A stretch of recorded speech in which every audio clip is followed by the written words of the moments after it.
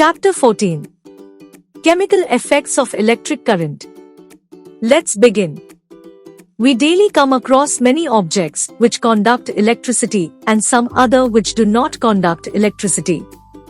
The term electricity is familiar to you in terms of flowing current to an object.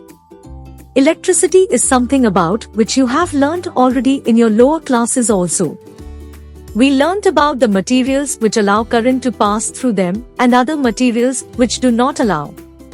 Can you collect some of these materials? We call them as conductors and insulators. Conduction of electricity. Conductor. Substances that allow the current to flow through them easily are called conductors. All metals are considered to be good conductors of electricity, but some metals like gold, silver, copper are able to conduct electricity better than the other metals. Insulators. Some substances that do not allow electric current to flow through them are called bad conductors or insulators. Wood, glass and plastic are examples of insulators. Do liquids conduct electricity? Some liquids are good conductors of electricity. Let us perform an activity to find out which liquids conduct electricity and which do not. If a bulb glows, it means the circuit is completed. When the liquid does not conduct electricity, the circuit of the tester remains incomplete and the bulb does not glow. Sometimes, liquid conducts electricity. The circuit is also completed, but still the bulb does not glow. Can we find out the cause for it? Current will be large, and if the opposition is large, the current will be small. It means tester may not give accurate result. Sometimes the bulb in the above activity does not glow even through the liquid. The current is too weak that the filament of the bulb does not get heated.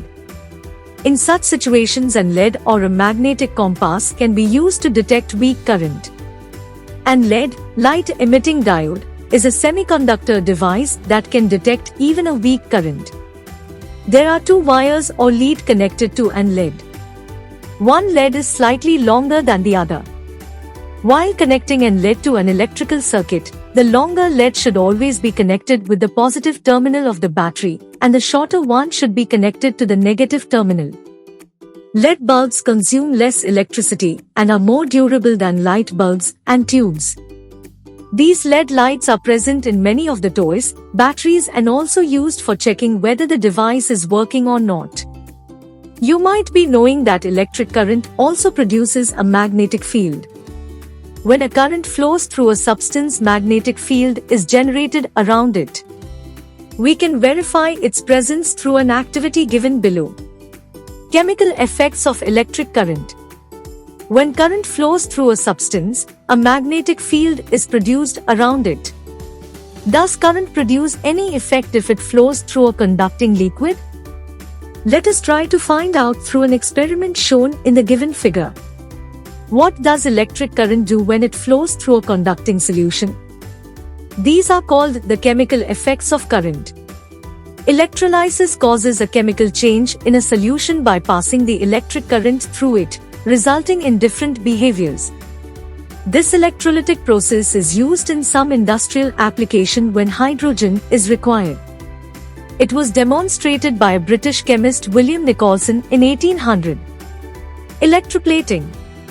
Electroplating is the process of depositing one desired metal over another metallic object by means of electricity. Salt of metal is chosen which is to be coated over another metal. Metal which is to be coated is dipped in the solution and connected with the negative pole or cathode. Metal for desired coating is connected with positive pole or anode. When electric current is passed through the solution or electrolyte, metal from anode is dissolved in the salt solution and deposited over the negative pole, cathode. Thus, coating of desired metal is obtained on another metal. Wheel rims, handle of cycle, taps, etc. are made shiny by the method of electroplating. Iron is used in bridges, automobiles to provide strength. However, an iron tends to rust, so zinc is plated on iron to protect it from corrosion and rusting. This is called galvanizing. Let us try to understand electroplating through an activity. Pass current through these plates. After 5 to 10 minutes, remove these plates from copper sulfate solution. Observe and draw your inference. You will find that one of the plates has a coating of copper metal on it. How does it happen? Let us understand. When electric current is passed through the solution, copper sulfate dissociates into copper and sulfate ions. The free copper ions get accumulated near the negative terminal of the battery. Gradually, a layer of copper gets deposited upon the plate. From the other plate, an equal amount of copper gets dissolved in the solution. Thus, the loss of copper from the solution gets compensated, and so the process goes on. There are three main reasons for electroplating objects. 1. To produce a shiny glitter. 2. To get an attractive finish. 3. To protect the base metal.